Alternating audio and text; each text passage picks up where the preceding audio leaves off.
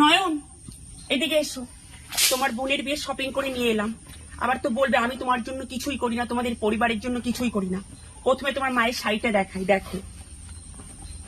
এই যে, এই দেখো কত সুন্দর একটা বেনারসি শাড়ি নিয়ে এসেছি তোমার মায়ের জন্য। শাড়িটা কত নিয়েছে জানো? ৭৫ লক্ষ টাকা। বুঝেছো? ৭৫ লক্ষ টাকা। মায়ের শাড়ি তো গেল, তারপর তোমার বোনের জন্য দেখো কত সুন্দর একটা লেহেঙ্গা এনেছি বিয়ের জন্য। দেখেছো কত সুন্দর একটা লেহেঙ্গা? এই লেহেঙ্গাটা নিয়েছে ৮০ কোটি টাকা, বুঝলে?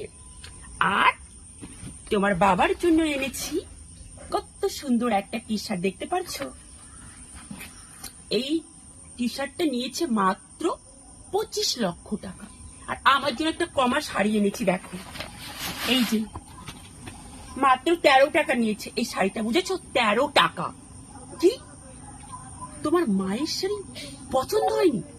এই শাড়িটা আমি দিয়ে দেবো। এই কি করে ভাবলি তুই তোর মাকে আমি এত কমা শাড়ি দেবো? আমার শাশুড়িকে আমি এত কমা শাড়ি পরাবো? আমি কমা শাড়ি পরবো? মাত্র ১৩ টাকার শাড়ি। আমার শাশুড়িকে আমি পরাতেই পারবো না এত কমা শাড়ি। ছি নয়ন, ছি।